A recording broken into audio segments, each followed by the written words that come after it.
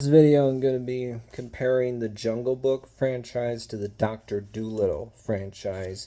When it comes to highest Rotten Tomatoes score for each franchise, in the case of Jungle Book, the 2016 movie has the highest score of 94%. In the case of Dr. Doolittle, the movie Million Dollar Mutt, the fifth of those Dr. Doolittle movies from the late 90s, early 2000s, has the highest score of only 52%. Jungle Book wins here. Then when you look at lowest score, in the case of Jungle Book, the direct-to-video animated sequel to the 1967 movie has the lowest score of only 18%. With Dr. Doolittle, lowest score is 15% for the 2020 version with Robert Downey Jr. Jungle Book wins here. Then when you look at average, Jungle Book has an average of 60, whereas Dr. Doolittle has an average of 38. Jungle Book wins this round. But then when you look at gap between lowest and highest score, with Jungle Book there's a pretty big gap, one of 76 between 1894. With Dr. Doolittle, you have a gap of 37 between 15 and 52. So Dr. Doolittle wins this round, but because Jungle Book already won the first 3 rounds, it's already going to win this debate regardless of my personal opinion. But let's look at now, which franchise do I prefer? I would say the Dr. Doolittle movies are fun, entertaining, lighthearted. I enjoy them all. I think they should have higher Rotten Tomatoes scores than they do. I think this idea that you have someone who can actually talk to animals is a pretty entertaining premise. I like Eddie Murphy's performance as Doolittle in the first two late 90s, early 2000s Dr. Doolittle movies. And then I like Robert Downey Jr.'s performance as Dr. Doolittle in the 2020 movie. I like in this case as well, you have a different version of Doolittle, because in this case we learned that Dr. Doolittle had a wife that he loved, but then she died, and so he became a shut-in, cut himself off from the rest of the world and from England. But then he learns that actually the Queen of England needs him when this boy ends up coming over to the mansion. He learns that, oh, Dr. Doolittle is just talking with all these other animals. But then Dr. Doolittle comes out of his isolation in order to go on this whole adventure to get a plant that will save the queen who is sick. That ends up happening by the end of the movie. Pretty heartwarming. I like how we're introduced to Maya Doolittle at first as just a little girl, then we see her grow up throughout those Dr. Doolittle movies. She's the main character in Dr. Doolittle Free, as well as the two sequels to that, Tale to the Chief, as well as Million Dollar Mutt. I like his idea that in those later movies, we see, oh, John Doolittle is this famous guy who's never actually physically around because he's always off somewhere else in the world helping out animals in some way. We see in the fourth movie he's so famous that even the President of the United States knows who John Doolittle is. When it comes to Jungle Book, I think the 1967 animated movie is fun, entertaining, lighthearted. There are definitely memorable songs in here, good animation. I think there are characters which you don't get in the 2016 film that are fun. I mean, you have the elephants in 2016 Jungle Book, sure, but the difference is the elephants don't actually speak English in that case. They're seen as these creatures that hold the jungle together with their tusks that guide everything, so they're rarely actually seen. When they do show up, the animals bow to them. But in the case of the 1967 movie, you have Colonel Hati and his band of elephants. You also have the talking vultures, as well as Ka, who is more prominent, has more screen time.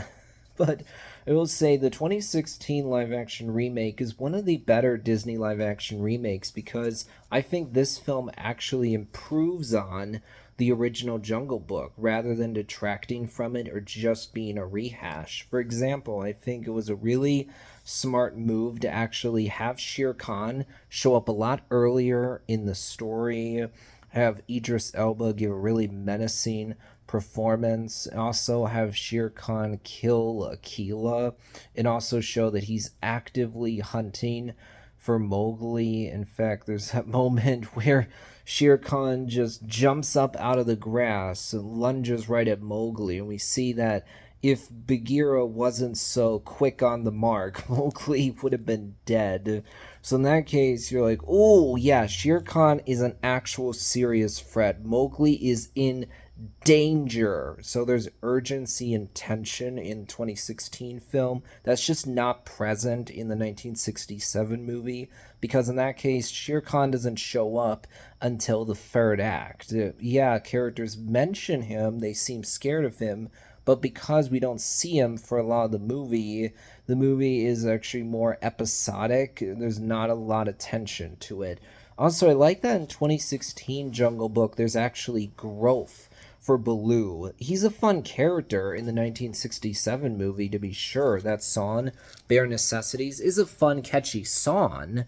But I like how in 2016 Jungle Book, you start off by seeing that actually Baloo is a con artist who's taking advantage of Mowgli for selfish reasons. Yes, Baloo saves Mowgli from Kaa, but then we see, oh, Baloo is using Mowgli to get more honey. And when Bagheera initially is interacting with Baloo, we see pretty quickly, oh, Bagheera does not like Baloo, especially when, for one, he says, oh, I didn't know sloth bears work, and then he flat out calls Baloo a con artist.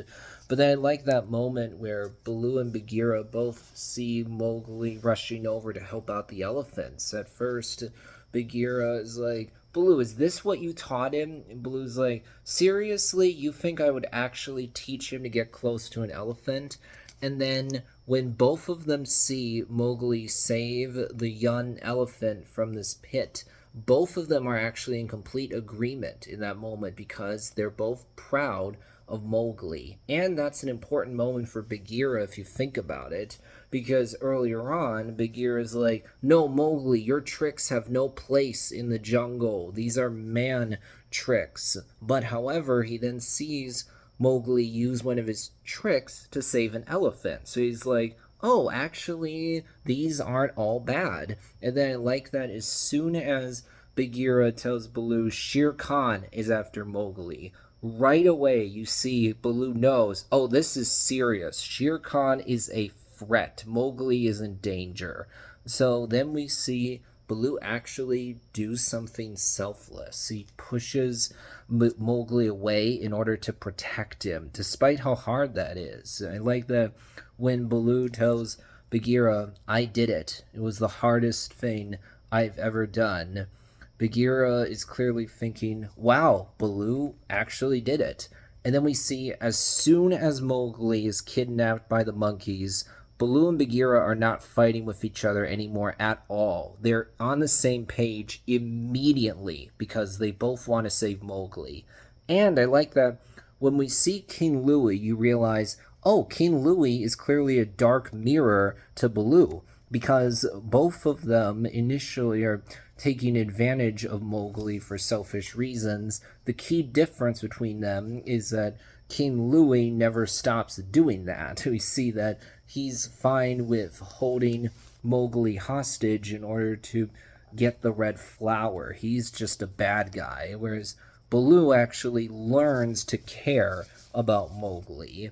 And also we hear Baloo say, hey kid, rules are meant to be certainly not broken, but reinterpreted. Oh, that's just propaganda, after Mowgli starts telling Baloo about the laws of the jungle. So you realize, oh, actually Shere Khan is kind of a dark mirror for Baloo. But then, right at the end, we see the big things that separate Baloo and Shere Khan. We see that Baloo, for one, actually stands alongside all the animals of the jungle, including the wolf pack, against Shere Khan. He's actually the first animal to physically fight against Shere Khan. And also, we hear Baloo actually recite the laws of the jungle. So what we see here is that, for one, Baloo actually has honor, unlike Shere Khan, who is devoid of honor. And also, Baloo has integrity, because we see at the end of the day, he does actually have respect for the law. Okay, maybe he's not as law abiding as Bagheera is, or doesn't follow the law all the time, sure, but he's still very different from Shere Khan, who is a shameless hypocrite that will use the law when it suits his own ends, but he also clearly doesn't care about the law at all. That's what we hear Raksha say toward the beginning of the movie. I like that moment, or after the fight is over, Bagheera licks Baloo on the forehead and says, "You stood your ground, oh boy, you stood your ground." He's basically saying, "Baloo, you have earned my respect because I saw this night that you actually have honor and integrity, unlike Shere Khan, who has none of these qualities." And then at the end, you have that shot of Mowgli, Bagheera, and Baloo sitting down on the tree together. And also, I like that in this version of the story, Mowgli actually chooses to leave the wolf pack in order to protect them, to ensure that none of them will get hurt. And so I think that's an improvement over 1967 Jungle Book. I also like that with this, in the live action movie, there's a bit more time dedicated to showing Mowgli with the wolf pack. I also like that when you think about the relationship between Bagheera and Mowgli, in the 1967 movie, there's quite a good amount of conflict between them. They're fairly adversarial with each other, whereas in the 2016 film, there's not as much conflict. Sure, Mowgli doesn't like it at first, and Bagheera's telling him, "You have to go to the man village." Mowgli's like, "Why? You found me in the jungle. Why can't I stay in the jungle? What's the real reason I have to go to the man village? You're not telling me everything, Bagheera." But, however, we see when Mowgli's with Baloo, he says, "Hey, Bagheera's my friend." And when he sees Bagheera again, he's like, "Oh, Bagheera, I'm so glad that I found you." When it comes to Rudyard Kipling's Jungle Book, which came out back in 1994, I think this is a really interesting, different take on the story that's pretty different from other versions, because in this case, the animals don't actually speak English. You still have a good amount of the same character names, yes, but in this case, you start off seeing Mowgli as a child, and then we actually see him as an adult, unlike the 1967 movie or 2016 movie or Mowgli Legend of the Jungle, actually, where Mowgli is a child the whole movie. In this case, so we see Mowgli as an adult, and actually we see him go into this Indian town where these people, especially this one lady, are actually trying to basically teach him how to interact with other people, how to actually be a part of society after he's been living in the jungle for so long. This one is really more of an adventure film. Yeah, then when it comes to Mowgli Legend of the Jungle, this one is definitely closer to 1967 and 2016 Jungle Book. There's a good amount of the same beats in there about Shere Khan hunting Mowgli, but in this case you actually have narration from Kaa at the beginning and end, unlike in the 2016 version where you have narration from Bagheera. And also in this case, Baloo is actually with the wolf pack right from the beginning, unlike the 2016 movie or 1967 movie where Baloo is not with the wolf pack the whole time. And also in this case, Mowgli actually spends a good amount of time in the man village, whereas in 2016 Jungle Book, Mowgli only sees the man village for just a little bit and gets red flour from there, but he doesn't stay for any lengthy period of time. And in the 1967 movie, Mowgli's in the jungle the whole movie. And then in Jungle Book 2, the direct-to-video sequel to 1967 Jungle Book, we actually see Mowgli in the man village, with him trying to fit in, but still wanting to actually go over to the jungle. And when it comes to Jungle Book Mowgli's story, again, this one's a bit different because the way this movie is framed is that adult Mowgli is basically reminiscing about what happened when he was younger, about this time from his past when Shere Khan was after him.